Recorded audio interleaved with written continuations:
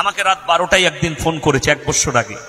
আমি কোন জলসায় বলেছিলাম সালমান খানকে তার ফ্যামিলিকে মুসলমান বলা যাবে না, তারা মুশরিক ফ্যামিলি বলেছি, আজকে আবার বলে গেলাম। কেউ বাপের বেটা কোনো মৌলবি থাকলে তাকে ধরে নিয়ে এসে প্রমাণ করিয়ে দেন তারা মুসলিম, আমি তার জুতোর মালা পরবো ইনশাআল্লাহ। তো সে আমাকে বলছে আপনি 2 টাকার মৌলবি, আমার বাড়ি নদিয়া ডিস্ট্রিক্টে ডিফেন্সের চাকরি করে। আমি কোথায় ডিউটিতে আছো? কাশ্মীরে। মাশাআল্লাহ, কি হয়েছে বলো? বলে আপনি বলেছেন সালমান খান মুসলমান নয়, আপনি জানেন কত দান করে? আমি বললাম তুই জানিস বিল গেটস কত দান করে? তাহলে বিল গেটসের থেকে মুমিন কেউ বড় হতে পারে? আমি বললাম ধর্ম সম্পর্কে তোমার জ্ঞান এখনো হয়নি। তুমি চাকরি পেয়েছো, চুরি করে চাকরি নিয়েছো, ঘুষ দিয়ে চাকরি নিয়েছো। তুমি যদি সত্যিকারীর জ্ঞানী হতে, ধর্ম সম্পর্কে তোমার জ্ঞান থাকতো, তা না হলে আমার সঙ্গে কথা বললে তোমাদের মতো মূর্খ জাহিলের সঙ্গে আমি কথা বলবো না। আগে ধর্ম সম্পর্কে জ্ঞান অর্জন করো। তোমার গ্রামের ইমামকে জিজ্ঞেস করো, কেউ যদি মুশরিক হয়, আল্লাহ ব্যতীত অপরের উপাসনা করে, সে কি মুমিন না মুসলিম? বলে কেন? আমরা সালমান খানের বাড়িতে গণেশের পুজো হয়, সে গণেশের উপাসনা করে, তুমি তাকে মুমিন কি করে মুসলমান বলবে? বলা যাবে না? না, 100% না। মুশরিক যতক্ষণ না ইস্তেগফার করে ফিরে আসছে, কালমা পড়ে ফিরে আসছে, ততক্ষণ পর্যন্ত মুমিন বলা যাবে না, এবং তার লেগে দোয়াও করতে পাবে না, দোয়াও করা যাবে না। তার জন্য আমার মুসলমান ভাই, সালমান খান কি ভালো কাজ করে না? শুনেলেন, ফিল্মি দুনিয়ায় যতগুলো আর্টিস্ট আছে সব থেকে বেশি মানুষের উপকার করে এই সালমান খান। আপনাদেরকে আমি একটা জিনিস জানিয়ে দিয়ে যাচ্ছি, যদি কোনো বাচ্চা ছেলের ক্যান্সার হয়, আপনি টাটা মেমোরিয়ালে গিয়ে সব থেকে প্রথমে চিকিৎসা করার আগেও, হসপিটালে নিয়ে যাওয়ার আগে সালমান খানের চ্যারিটিতে যাবেন। অফিসে আমার এই বাচ্চা ক্যান্সার, আপনার 1 টাকা খরচ নাই, যাতায়াতের পয়সাটাও দিবে, আপনার ছেলের ফ্রি চিকিৎসা হবে। সে 100 টাকা ইনকাম করলে 90 টাকা চ্যারিটিতে দিয়ে দেয়। সেবায় দারুণ কাজ। তার বদলে সে যদি ঈমান না নিয়ে আসে, ইস্তেগফার করে না ফিরে আসে, কালমা পড়ে, দুনিয়াতেই আল্লাহ তার বদলা দিচ্ছে। মানুষ তাকে সম্মান করছে, দিলে গেঁথে রেখে দিয়েছে, মানুষ তার ফটোর পুজো করে, মানুষ যার ক্যান্সারের চিকিৎসা করিয়েছে সে ভগবানের মতো তাকে বিশ্বাস করে। এইটাই হচ্ছে তার দুনিয়ার পাওনা, ভালো কাজের পাওনা। কালমা না পড়ার কারণে, ইমানদার না হওয়ার কারণে কিয়ামতের দিনে কিছুই পাবেন। যারা মনে করছেন আমি নামাজ পড়ি না কিন্তু ভালো লোক, তারা কান খুলে শুনে যান, আল্লাহ তাআলা কিয়ামতের দিনে 2টো রাস্তা করবেন। একটা জান্নাতীরা প্রবেশ করবে জান্নাতে, আর একটাই জাহান্নামীরা যাবে। কোরআন খুলুন, জান্নাতীরা জাহান্নামী দিওকে বলবেন, ফি জান্নাতি ইয়াতাসালুনা আনিল মুজরিমিনা মা সালাকাকুম ফি সাকার, তোমরা কেন জাহান্নামে যাচ্ছ? তোমরা তো বলতে আমরা ভালো লোক, তোমরা বলতে ভদ্রলোক, আজকে জাহান্নামে যাচ্ছ? আমার ভাই চোখ দিয়ে পানি আসবে।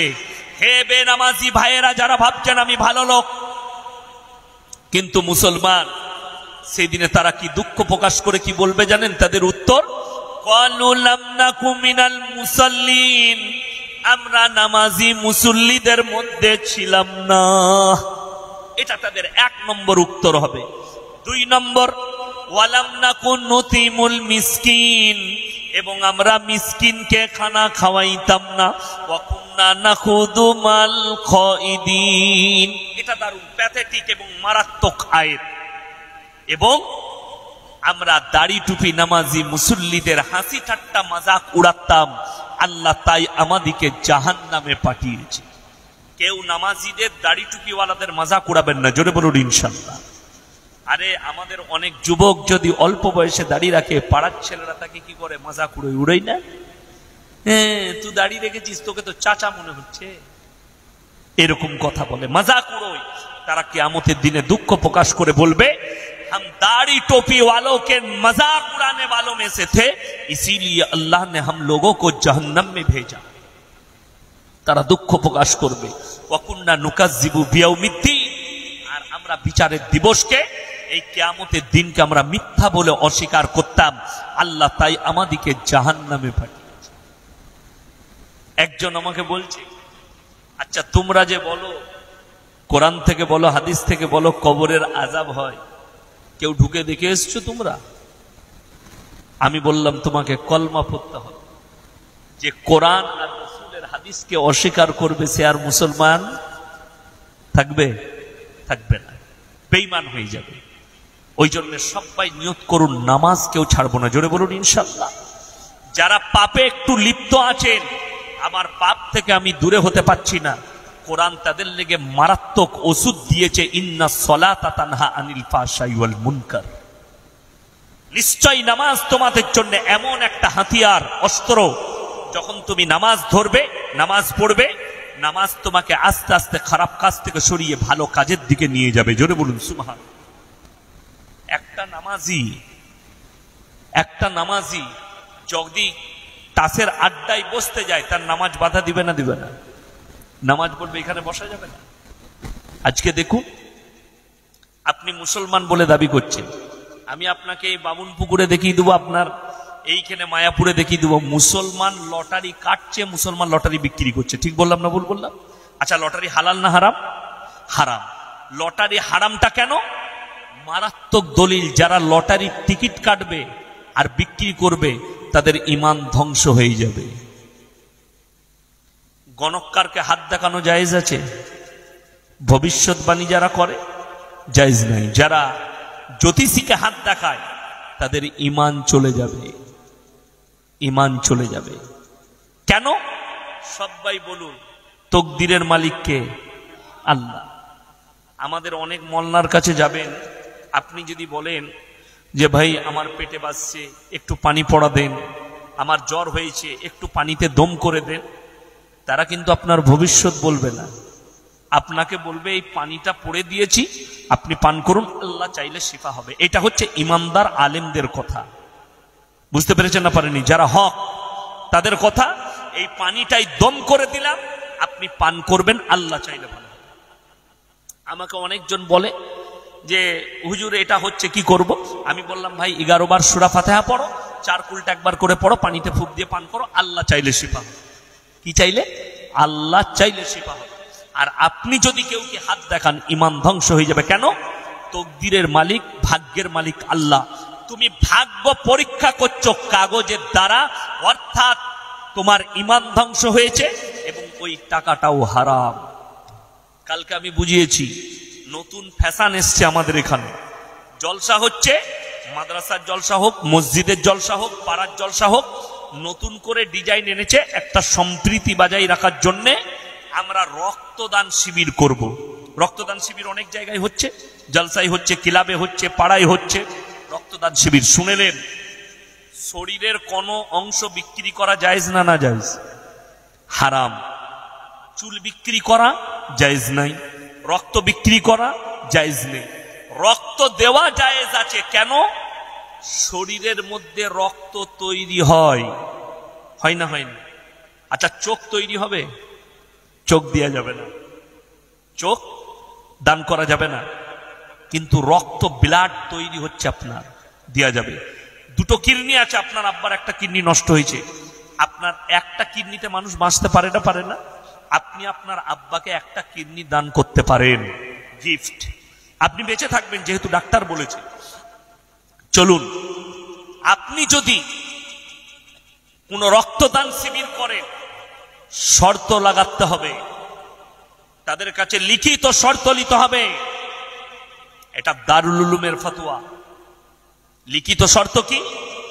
এই রক্তগুলো আপনারা একটাও বিক্রি করতে পাবেন না, সমস্ত অনুদান করতে হবে, দান করে দিতে হবে।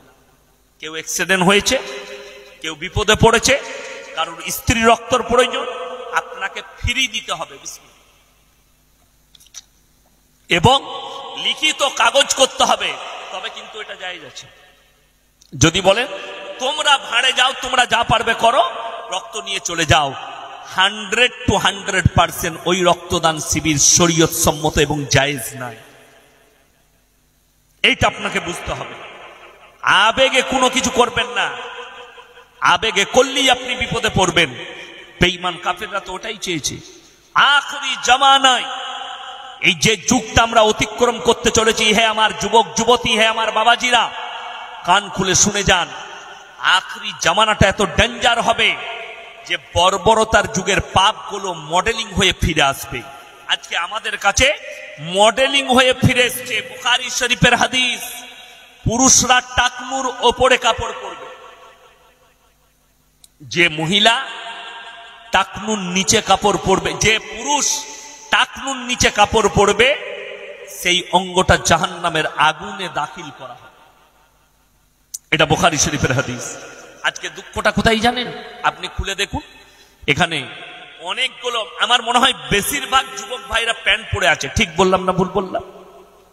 আপনি বলছি 100টা যুবকের মধ্যে 99টা যুবকের প্যান্টগুলো দেখুন হয় গুটনা আছে, না হলে টাকনুর নিচে। ঠিক বললাম না ভুল বললাম? এটা বেঈমান কাফেরদের মিশন। পুরুষদের এদের হাদিসে রাসূল বলেছে টাকনুর ওপরে কাপড় পরতে, তা তোরা পুরুষদের কাপড়গুলো টাকনুর নিচে নামা। আর মহিলাদের জন্য হাদিস হচ্ছে, বুখারী শরীফের হাদিস আছে, মহিলারা টাকনুর নিচে কাপড় পরবে। অথচ বেঈমান কাফেররা এখন সালোয়ার বার করছে, প্রত্যেকটা মেয়ে এইখানে পড়ছে। ঠিক বললাম না ভুল বললাম? এতটা কাপড় বার করে। আবার কিছু কিছু মহিলা আছে ওই পাটা বেরিয়ে আছে, তার নিচে কালো একটা কাড় বাঁধছে, বলছে লজল লাগবে না। গলায় একটা দড়ি বাঁধার মরবি না। কথাটা বুঝতে পারেননি? এর থেকে বড় শিরকে আকীদার কিছু নেই। তুমি দড়ির ওপরে বিশ্বাস করছো, একটা সুতোর ওপরে, যে সুতোটা টান দিলে ছিঁড়ে যাবে, ঠিক কিনা? যে সুতোটা টান দিলে ছিঁড়ে যাবে সেটার উপরে বিশ্বাস। হে আমার মা, তুমি যদি টাকনুর ওপরে কাপড় পরো, তোমার যে অঙ্গটা বেরিয়ে থাকবে সেটা দেখে যতগুলো পুরুষের মনে জিনা জাগবে, সমস্ত পাপের দায়ী তুমি হবে এবং তোমার ওই অঙ্গটা জাহান্নামের আগুনে ঝুলবে, ওই জায়গাটা জাহান্নামের আগুনে পোড়ানো হবে। এটা বুখারী শরীফের হাদিস। আপনি সাবধান হয়ে যান। বেঈমান কাফেরদের মেহনত শুনেলেন, আমাদের যুবকরা জানে না। ঠান্ডা মাথায় আমাদেরকে জিনা করানো হচ্ছে, আমাদের যুবক যুবতীদিকে ঠান্ডা মাথায়। কারা? ইহুদি নাসারা। আমি এতগুলো আলোচনা এখানে কেন করছি জানেন? আরো অনেক আলোচনা আছে। আজকে যতটা হবে হবে, বাকি আলোচনা আমি বাবুনপুকুর মাদ্রাসায় করব। কেন বলছি? এই আলোচনাটা আমার করার মূল উদ্দেশ্য হচ্ছে, আপনি যে জায়গায় আছেন আপনার ইমানের খাতরা নিয়ে আপনি বসে আছেন। কেন? বেঈমান কাফেররা জাল ছুরি লিখেছে, জালের ভেতরে যেন খালি ঢুকে পড়ে। কি? তারা আপনাকে ঠান্ডা মাথায় যে জিনাগুলো করাচ্ছে, আমাদের মতো অনেক আলেমরাও ধ্যান দিই না। কেন? আমাদের মন পরিষ্কার। কিন্তু আমি গবেষণা করে দেখলাম যে এরা ঠান্ডা মাথায় ইহুদি নাসারা খ্রিস্টানরা কিভাবে আমাদিকে জিনা করাচ্ছে। নাম দিয়েছে 14ই ফেব্রুয়ারি ভ্যালেন্টাইন ডে, কাজ কিন্তু জিনা করা। নাম দিয়েছে রোজ ডে, কাজ কিন্তু হচ্ছে জিনা করা। নাম দিয়েছে চকলেট ডে, কাজ হচ্ছে জিনা করা। নাম দিয়েছে কিস ডে, কাজ হচ্ছে জিনা করা। সবগুলো এক একটা জিনার চ্যাপ্টার। তারা ঠান্ডা মাথায় আমাদের যুবক যুবতী, স্টুডেন্ট, কলেজ ইউনিভার্সিটির স্টুডেন্টকে দিয়ে পাপ করাচ্ছে। আমি কেন বললাম? বর্বরতার যুগের পাপগুলো ফিরে আসবে মডেলিং হয়ে। আজকে ভারতের সুপ্রিম কোর্ট রায় দিয়ে ফেলেছে, আপনাকে আমাকে আমাদের ইমান বাঁচাতে হবে। সবাই বাঁচাবো, জোরে বলুন ইনশাআল্লাহ। আমাদের সন্তানের, আমাদের পরিবারের ইমান বাঁচানোর দায়িত্ব আমাদের। তারা রায় দিয়েছে ভারতের সমকামী লীগের, আপনাদেরকে একটা মারাত্মক তথ্য দিয়ে যাচ্ছি, এই পশ্চিম বাংলার মাটিতে সব থেকে বেশি মুসলিম যুবকরা সমকামীতে লিপ্ত হয়েছে 3টে জেলার মারাত্মকভাবে মুসলিমরা। এক হচ্ছে মালদা, 2 হচ্ছে মুর্শিদাবাদ, 3 নম্বর হচ্ছে নদিয়া। এই 3টে জেলা মারাত্মকভাবে আক্রান্ত হয়েছে এই সমকামীতে। কারা? মুসলিম যুবকরা। যদি বলেন হুজুর আপনি কি করে জানলেন? আমি কয়েকটা কলেজের স্টুডেন্টের সঙ্গে আমি মিটিং করেছি, গোপন মিটিং। আমি নাম করব না কোন কোন কলেজের, তা না হলে তাদেরকে টার্গেট করা হবে এবং তাদেরকে সাসপেন্ড করা হবে। কি? চাইনা একটা অ্যাপ তৈরি করেছে। আপনি কি মনে করেছেন এই বেঈমান কাফেরদের মধ্যে আমেরিকা সব থেকে বড় দুশ্মন ইসলামের? বেঈমান কাফেররা দুশ্মন। বর্তমানে ইসলামের সব থেকে বড় শত্রু কোরআনের শত্রু হচ্ছে চাইনা, চীন। চীনের উইঘুরের মুসলমানরা তারা রোজা রাখলে তাদের মুখেতে শুয়োরের মাংস ঠুকে দেওয়া হয়, দাড়ি রাখলে তার দাড়ি চেঁচে দেওয়া হয়, খুর নিয়ে এসে কোরআন পড়লে লাত মেরে কোরআন ফেলে দেওয়া হয়। চাইনা জিনপিং সরকার এত বড় অত্যাচার করে। এই চাইনা একটা অ্যাপস বার করেছে, অ্যাপসটার নাম হচ্ছে ব্লুড, তৈরি করেছে চাইনা। এই চাইনা ওই অ্যাপসের দ্বারা গোটা পৃথিবীতে নোংরা ছড়াচ্ছে। কিটা? সমকামিতা। যদি বলেন হুজুর সমকামী কবেকার পাপ, মৌলবীদিকে জিজ্ঞেস করুন, আজকের লয়, হযরতে লূত নবীর কওমের জামানার পাপ।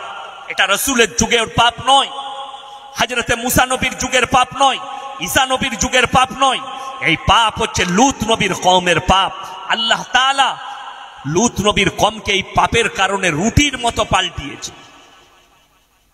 যে জায়গাটা ধ্বংস করেছিল তাদেরকে, সেই সাগরের ওপরে পাল্টানোর কারণে তারা এতটাই অভিশপ্ত আল্লাহর কাছে, সেখানে একটা পোকা মাকড় পর্যন্ত জন্মায় না, কীট পতঙ্গ জন্মায় না।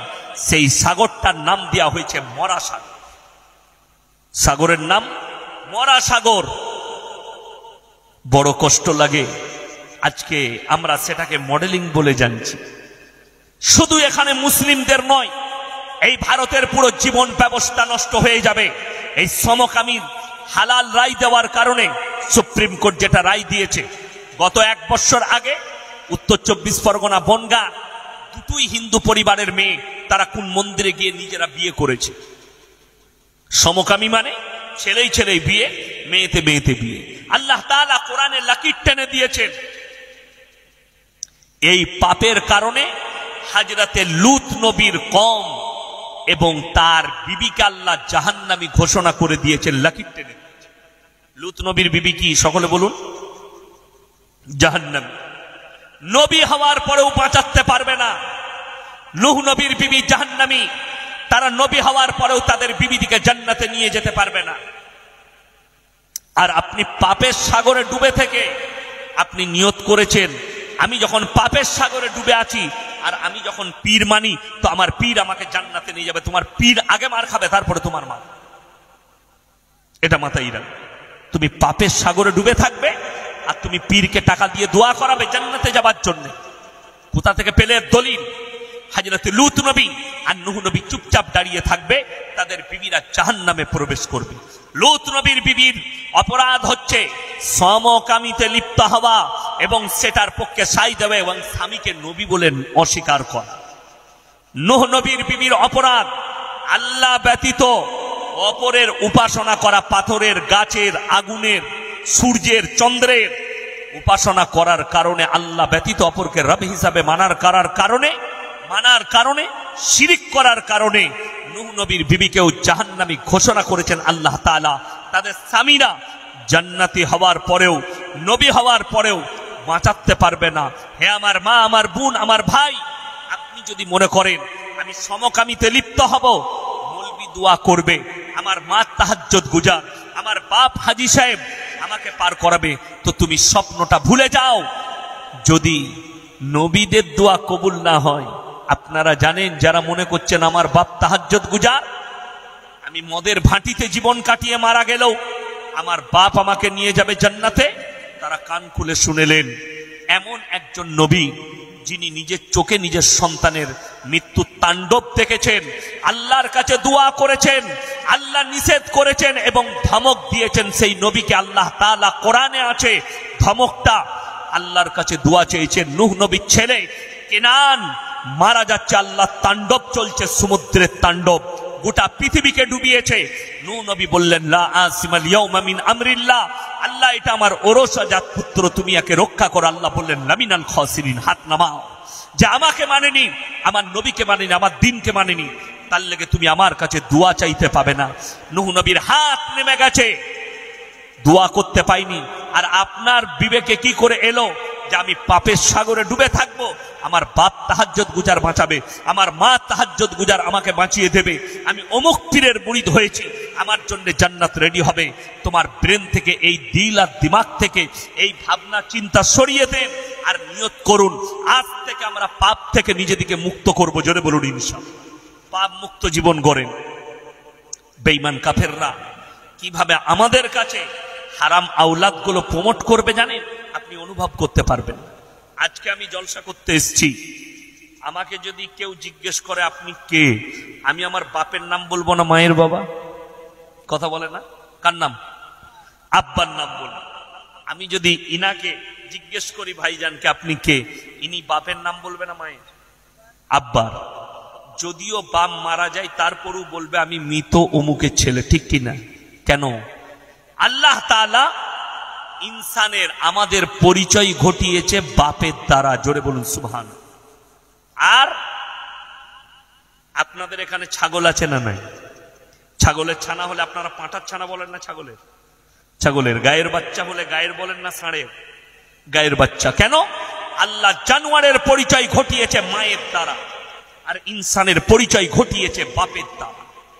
এর ব্যাখ্যা শুনেলেন ইমাম আবু হানিফা রাহিমাহুল্লাহর কাছে একদল মহিলা এলো।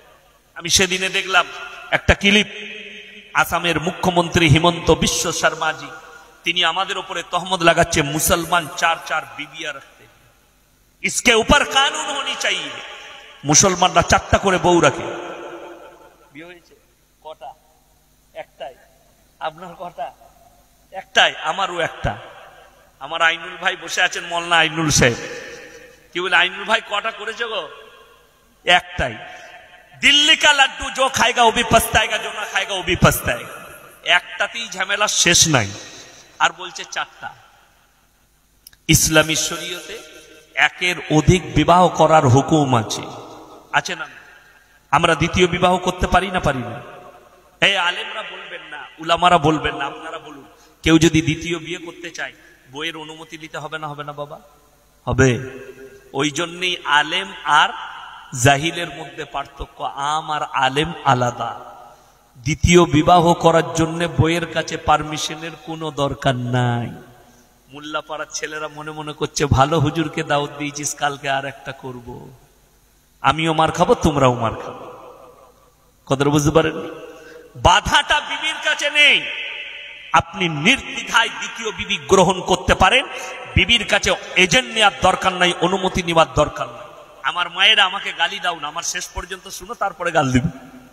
নাহলে অনেক মা বোন মনে মনে করবে আচ্ছা আটকুড়োর বাটাকে দাওয়াত দিয়ে এনেছে, এরা তো আমাদের স্বামী দিকে আর একটা করে বিয়ে করতে বলছে এই হুজুর। কিন্তু আমি বলিনি, আমি খালি ইসলাম বুঝাচ্ছি। কি বুঝাচ্ছি বললাম? ইসলাম। যারা বুঝেননি, এই হিমন্ত বিশ্ব শর্মাজি, আপনারও শোনা দরকার আছে। আপনি আমার বক্তব্য বার করে শুনেন। অনুরোধ করছি, না জেনে কোনো মন্তব্য করবেন না। আমার 1 লাখের বেশি জলসা ছুটছে ফেসবুক আর ইউটিউবে। একটা বার করে দেন, কারুর দেবদেবীকে গালি দিয়েছে আমি জীবনে আর বক্তব্য দেবো না। কারুর ধর্মকে গালি দিয়েছি, একটা বার করে দেন, জীবনে আমি বক্তব্য দেবো না। কিন্তু কেউ যদি খুঁচিয়েছে, তাকে এমন ছিলেছি সে আর জীবন আমার পেছনে লাগবে।